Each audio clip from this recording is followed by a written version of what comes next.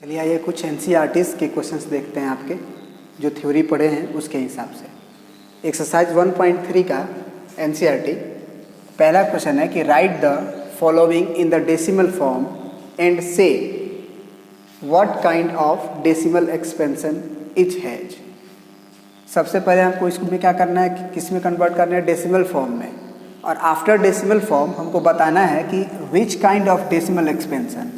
तो which kind of decimal expansion का मतलब क्या, दो प्रकार का डेसिमल एक्सपेंशन होता है, एक टर्मिनेटिंग डेसिमल और एक होता है नॉन टर्मिनेटिंग रिपीटिंग। तो जिसमें रिमाइंडर 0 आ जाता है उसको तो हम लोग क्या बोलते हैं, टर्मिनेटिंग। और जिसमें रिमाइंडर 0 नहीं आता है, कुछ ना कुछ रिपीट करता है 7171 या 127 127 127, तो इसको हम लोग बोलते हैं नॉन टर्मिनेटिंग रिपीटिंग डेसिमल। ठीक है, तो आपको वो कर लेना है। तो इसमें हम बताने नहीं जा रहे हैं, है ना, इसमें हम बताने नहीं जा रहे हैं। इसमें तो डायरेक्ट आप क्या लिख सकते हो, डिवाइड करोगे तो 0.36 पूरी तरह से, है ना, तो ये टर्मिनेटिंग हो गया। 1/11 वैसे भी आपको हम बता चुके हैं कि जिसके डिवाइड में 2 और 5 के फैक्टर्स के अलावा अगर कोई फैक्टर आ जाता हो तो वो नॉन टर्मिनेटिंग होता है, नॉन टर्मिनेटिंग डेसिमल होता है। तो ये सब आप करने तो जानते हो, लॉन्ग डिवीजन से आप कर लो और उसके बाद बता दो, तो ए भी क्या हो जाएगा, नॉन टर्मिनेटिंग होगा। आप करके देख लेना। फिर 8 चौके 32 और 1 33/8, 8 2 का फैक्टर है केवल, तो ये टर्मिनेटिंग हो जाएगा। 13 2 का और 5 का फैक्टर नहीं है तो नॉन टर्मिनेटिंग होगा, नॉन टर्मिनेटिंग होगा, ये टर्मिनेटिंग होगा। क्योंकि ये एक्चुअल में 2 × 2 और 100 में भी 2 × 2 गुने 5 गुने 5 होता है। तो ये सब केवल 2 और 5 के फैक्टर से मिलके बने हुए हैं डिनोमिनेटर में, तो ये होंगे टर्मिनेटिंग डेसिमल। फिर एक दूसरा क्वेश्चन क्या दिया हुआ है कि अगर 1/7, इफ 1/7 का वैल्यू 0 ये ब्लॉक कितना ब्लॉक रिपीट कर रहा है हमारा, 142857 का ब्लॉक जो है बार बार रिपीट कर रहा है। तो कह रहा है कि क्या अगर ये आपको दिया गया हो तो can you predict what the decimal expansion of 2/7, 3/7, 4/7, 5/7, 6/7 are without actually doing the long division, if so how. मतलब कि ये तो हम करके निकाल के आपको दे दिए, लेकिन बस इसके हेल्प से क्या आप 2/7 का वैल्यू, 3/7 का वैल्यू, 4/7 का वैल्यू एंड 5/7 और लास्ट में 6/7 का वैल्यूज आप निकाल सकते हैं बिना एक्चुअली डूइंग लॉन्ग डिवीजन। मतलब आपको भागा नहीं करना है, डिवाइड नहीं करना है, बिना उसके तो बिल्कुल बता सकते हैं।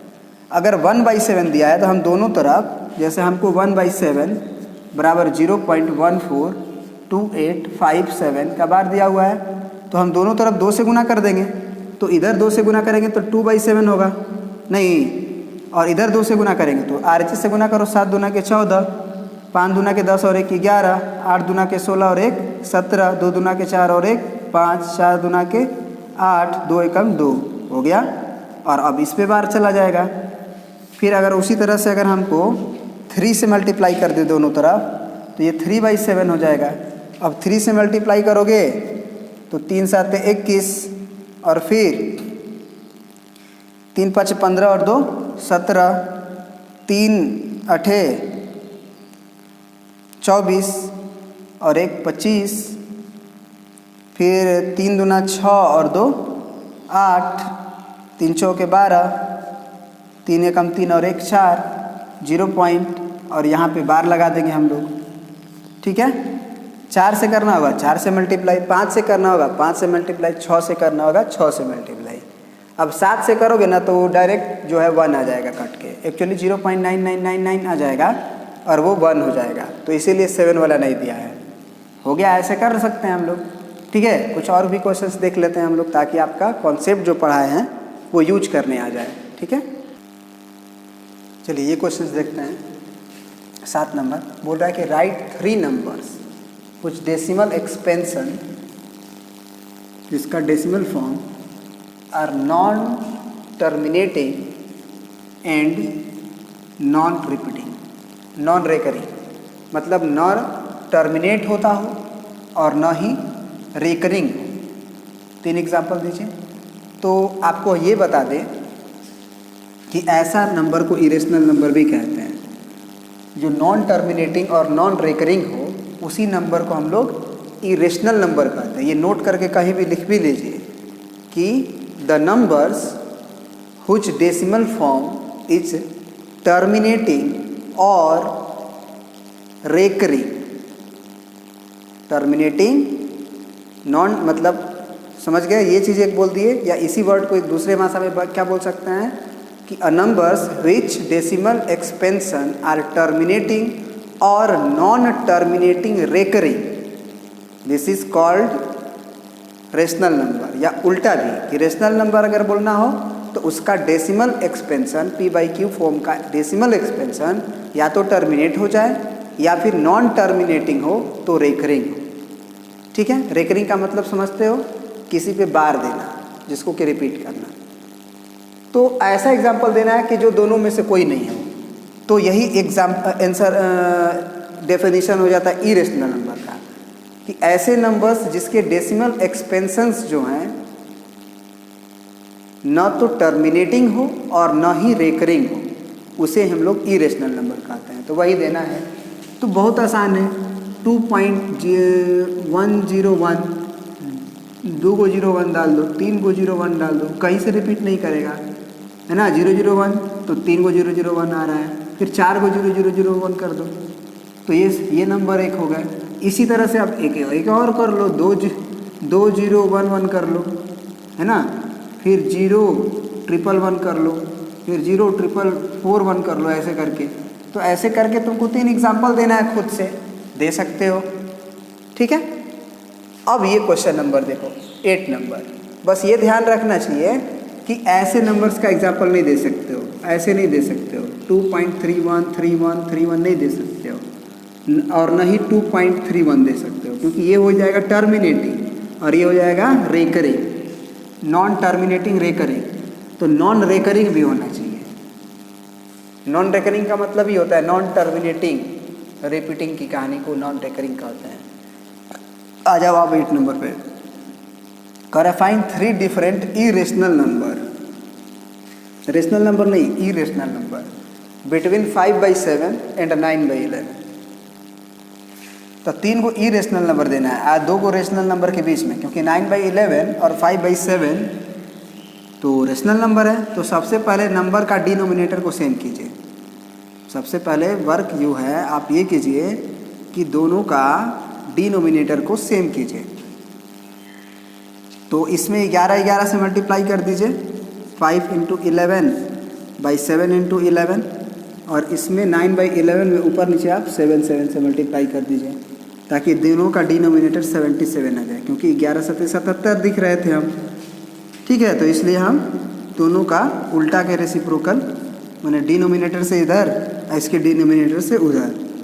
तो ये कितना हो जाएगा, 11 × 5 = 55, और ये हो जाएगा 9 × 7 = 63, और अपॉन 11 × 7 = 77।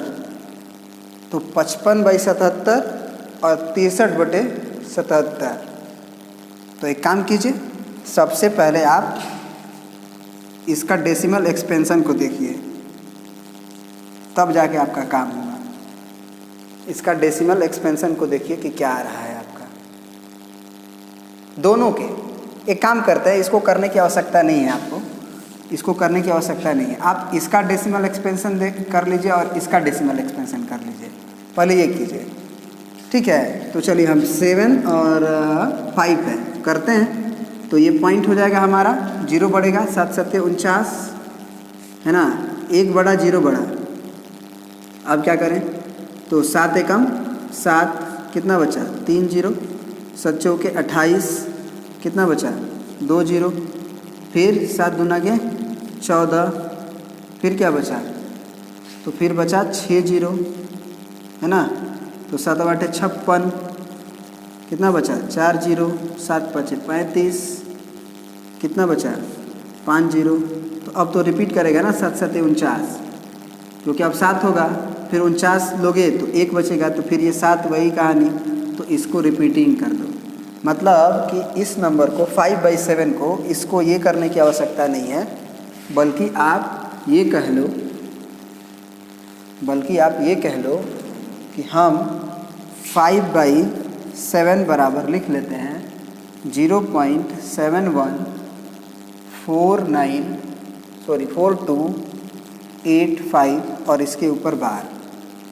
फिर अब 9/11 है तो 9/11 को करो, ये आपका 11 हो गया और यहाँ 9 हो गया, दशमलव बढ़ाओ, 0 बढ़ाओ, 11 8 88, 2 0, 11 11, कितना बचा, 9 0, 11 8 88, है ना, आप समझ गए होगे। फिर 2 0, फिर 11 कम 11, इसका मतलब ये जो नंबर है आपका एंड करके 9/11 वो वास्तव में 0.818181 एंड सो ऑन है। मतलब कि आप 81 पे बार लिख दो। अब सोचो कि इन दोनों के बीच में नंबर होना चाहिए कितने, तो 3 गो डिफरेंट नंबर, और वो जो होने चाहिए इरेशनल नंबर होना चाहिए। तो इरेशनल नंबर के यही पैटर्न याद रखो कि इस तरह से लिख दो, काम हो जाएगा तुम्हारा, ठीक है। तो इससे छोटा भी होना चाहिए, तो ये एक्चुअली ये क्या है 0.8181 है ना, और ये क्या है 0.71। तो एक बहुत आसान सा एग्जांपल है, फटाक से 0. यहाँ बस 2 कर दो क्योंकि 8 से अभी भी कम रहेगा। उसके बाद अब 02 002 0002 ऐसे कर दो, ठीक है। अब यहीं पे 3 कर दो 73, समझ रहे हो। बहुत सारा एग्जांपल ले सकते हो, अब तो इनफाइनाइट एग्जांपल ले सकते हो। 0.73 02 002 002 3 को 02 है ना, ऐसे एंड सो ऑन कर दो। एक और लिखना है, एक और लिख दो, बहुत सारा एग्जांपल लिख सकते हो आप। 0.75 भी लिखोगे तो भी कोई दिक्कत नहीं है, क्योंकि 75 से भी आप 8 पे नहीं पहुंच रहे हो। तो 75 01 001 001 ऐसे करके, तो 3 ही इरेशनल नंबर देना था। तो इससे क्या फ़ायदा हो गया कि आपको ये पता चल गया कि ये नंबर में 72 है और ये नंबर में 81 है। तो 77 से ज़्यादा और 8 से कम रख के काम कर लेना है आपको। तो इस तरह से आप 3 डिफरेंट इरेशनल नंबर भी उसके बीच में लिख दिए, कोई भी लिखना है, ठीक है। तो आई होप कि ये भी आपको समझ में आ गया होगा। अब अगला क्वेश्चन अगले वीडियो में देखेंगे हम लोग।